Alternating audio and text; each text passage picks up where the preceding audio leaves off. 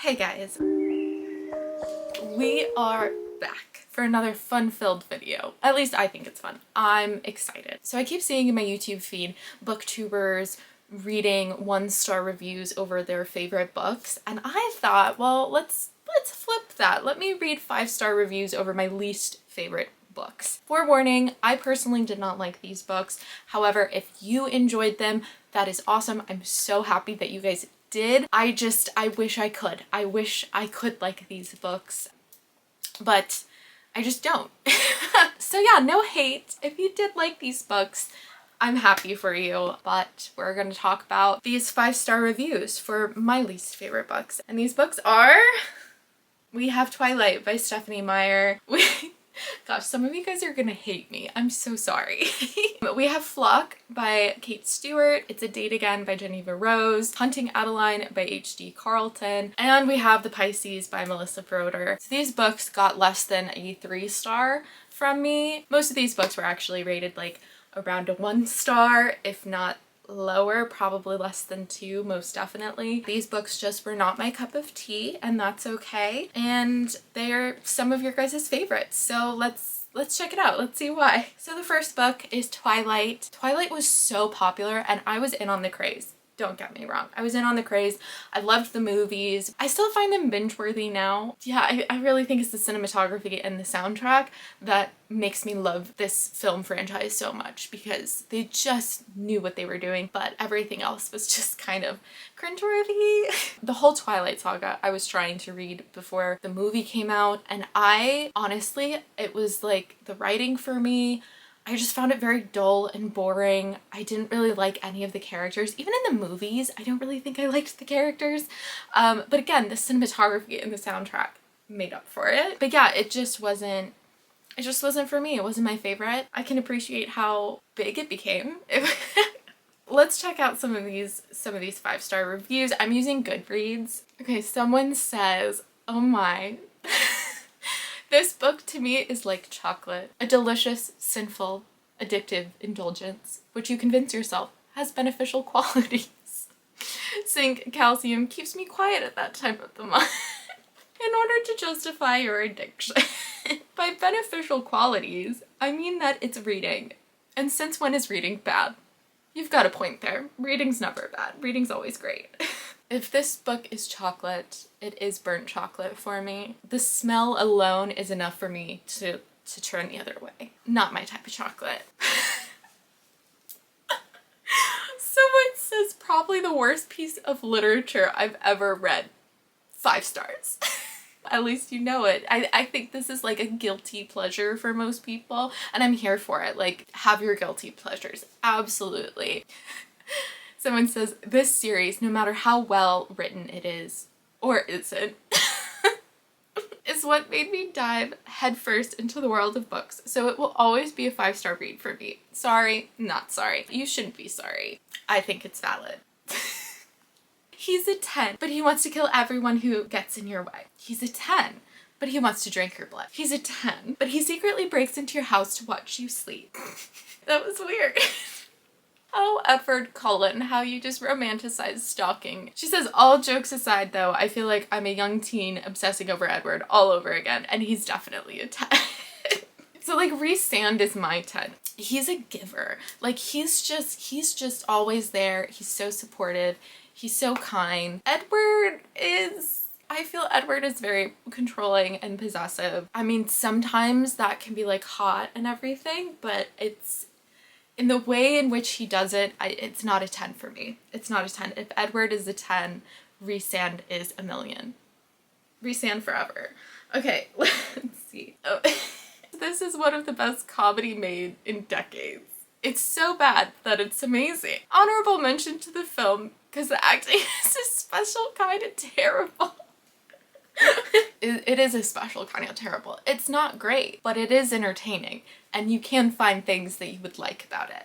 So I love that review. That's great. You give it 5 stars. Someone says being older makes it easier to see that Edward and Bella were definitely that weird couple you would always see in the hallways at school. Yeah. Like everyone must have been so curious, like, what is happening between them. They just always look so awkward. I think Jasper's continuous expression of like having a rod shoved up his butt, it's a pretty fair description of what Edward and Bella look like together. Okay, let's move on. Let's move on. That's enough of Twilight. Okay, on to Flock. I should say this. So Flock was actually a DNF for me. I read, I think, until the last like maybe 50 pages. I couldn't do it anymore. I couldn't do it anymore. Sean is insufferable. I hated him. I hated all of the male characters actually. They're very, like, they are the definition of toxic masculinity. They are so awful, very pretentious. They're mysterious, like bad boy type trope was just cringeworthy to me. It wasn't mysterious. It was pretty predictable, and it was just, it was so painful to continue reading that book. My best friend really wanted me to read it, so I tried picking it up for her. This one was for you, Alyssa. That was the only reason. They're just not for me. They're not for me. If you're into like the spice and the harem, like the reverse harem thing, you'll probably adore these books. But I guess I do see why. No, actually I don't get it. If you do like it though, good for you. I just can't. Okay, someone says, they're quoting the book. Oh, lovely. Okay. My greatest hope is to be in all-consuming love. My biggest fear is to be in an all-consuming love. Shut the front door twice! She says I'm totally and completely ruined. Dead, I tells ya. How do I even go on living after this book? How? Girl, you just do. You just keep going. I've been sitting in my room staring blankly at the wall for the past 3 hours just trying to figure out how to go on with my life. And I've come to the conclusion that it's simply impossible. Until I have book 2 in my hands, the only existence is my currently caffeinated and slightly manic state of, oh my god, what did I just read? I was wondering that throughout the entire book of like, what am I reading right now? Someone says, can you keep a secret? And BAM! That was so violent. We know this book will be full of mystery and intrigue, of the kinds that'll blow your mind to smithereens. I didn't get that, but okay. A powerful storyteller, Kate crafts a chilling riddle that has no straight answer. It's all wrapped up in enigma, doused in complexity, and the key to deciphering it lies in your willingness to step in the one-way street to the tattooed club. Once you're in, there's no way out. Oh, no. Girl, we read different books. I don't know. I don't understand how there was mystery and intrigue. I wish I had that experience. The way that she's describing this sounds amazing. Like, this would be a book that I would want to read, but no. I did not get the same feelings. Someone says 4.5, great story. I loved the characters. Nope. We must be reading a different book. Oh, Flock. Someone says, how does one even fucking review this? I thought I knew what was happening, but it turns out I don't. Who's the fucking Frenchman? I think I want him. Good for you for not wanting Sean or Dom, because they are awful. If you like Sean or Dom, I hope that you find a man in real life who treats you better than they treat the main character, because speaking of Team Dom, someone says, loved it even more the second time around. Hashtag Team Dom forever. I did picture Dom looking like Ian Somerhalder from Vampire Diaries, so in that respect, I do think Dom was probably like incredibly hot, so I get that. I get that. Words cannot describe, period. This book, period. Go in blind, period. Read it, period. Girl, I did go in blind. It didn't help whatsoever. But you're right, words cannot describe it. Words cannot describe this book. Let's see. Dude, so I totally love this book from the start. You won't catch me calling these guys the good ones. They could be great, but they're just not. Laughing my ass off. 4.7. Love the honesty. Let's move on to It's a Date. again. Someone says, cute, quick romance, no spice. I don't see how it's quick. It's literally like the whole book until the couple actually gets together. So I don't see how it's quick, but it was a cute romance and there was no spice. So that's a very fair rating. This was such a sweet, feel-good book, even though I knew how it would end. We all did, didn't we? We all knew how it was gonna end. It didn't take away from how happy the book made me. Oh, sweet. Yeah. Honestly, like, this book wasn't for me, but I will say it was a sweet rom-com. It was just very predictable and a little bit too much of a happy ending for me. Someone says, OMG, gah! OMG, this is so cute. It was like watching a romantic comedy. Yes, yes. This would actually be a really fun romantic comedy to watch. I think a book to movie adaptation would probably do really well. Oh, all of these reviews are so sweet. It makes me feel bad for rating this book as I did, but it just wasn't for me. But I will agree with some of these 5-star reviews. Like, it was cute, it was sweet, it left you feeling good, it was pretty funny as well. Now on to Hunting Adeline. Now I was thinking about doing Haunting Adeline and Hunting Adeline, but then that seemed like too many books, and Hunting Adeline I did rate poorer than Haunting Adeline. It was just too much. It was too much. I was very aware of the trigger warnings. It didn't matter.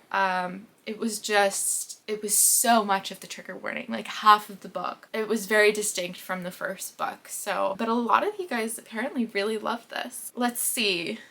Someone says, after further inspection, I fear I love this book. Part 2. Can Zaid and Addie adopt me? Please? I'm a good girl, I promise.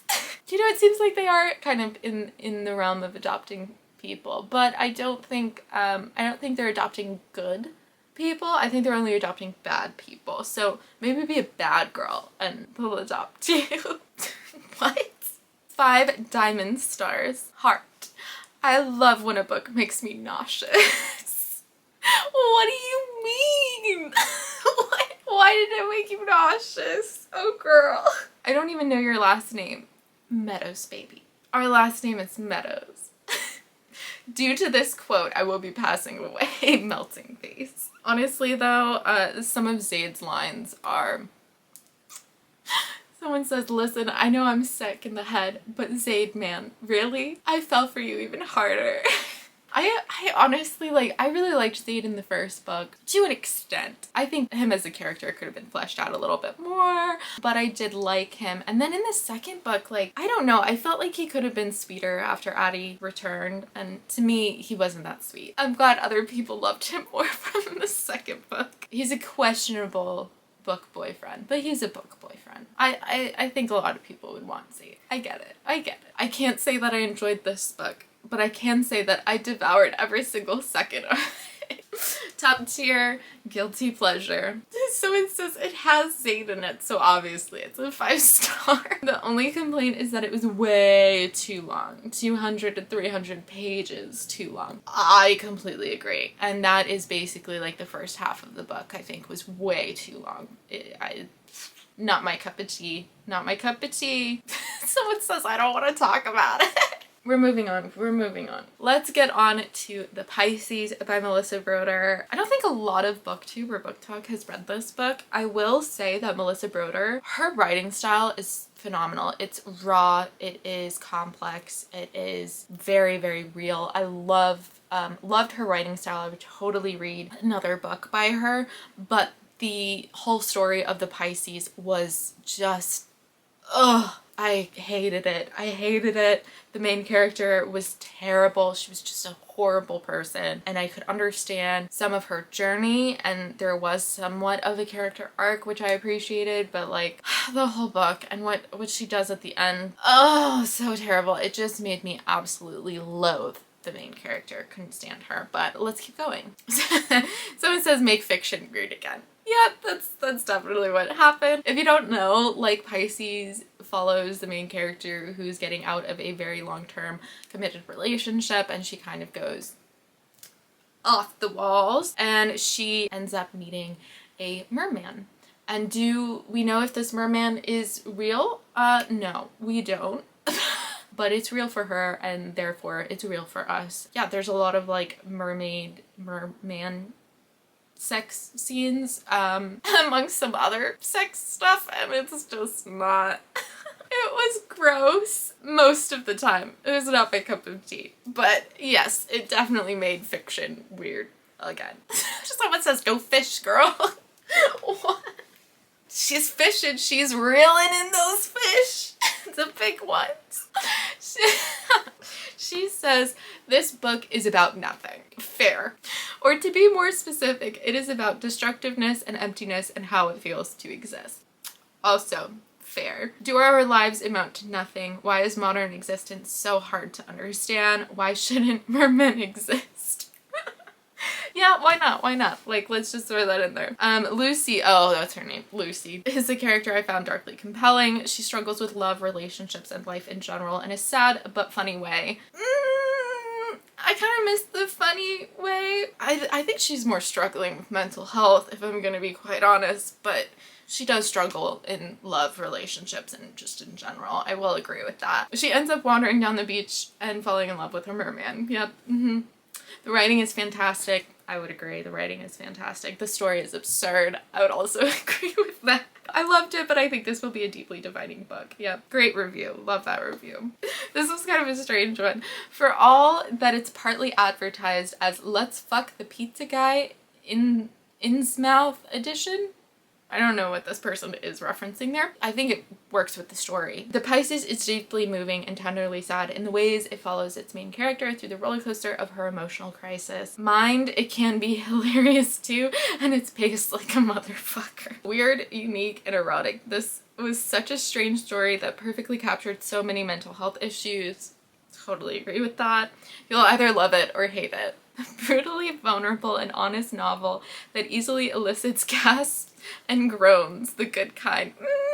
I definitely had some gasps, not so much groans, but definitely gasps that were not the good kind. They were the horrified kind. One of the saltiest stories of love, self-acceptance, and mythical lore is definitely salty. That's for sure. Someone just says fuck. Oh no. Someone says this is my worst fear when hiring a pet sitter. Girl, same. She's the worst pet sitter on the whole planet. Anyways, you guys, those were the 5-star reviews of my least favorite novels. Thank you guys so much for watching. Hopefully we both enjoyed ourselves. Don't forget to like this video, comment down below what your thoughts on these books were, and don't forget to subscribe. And I'll see you guys in the next one. Bye!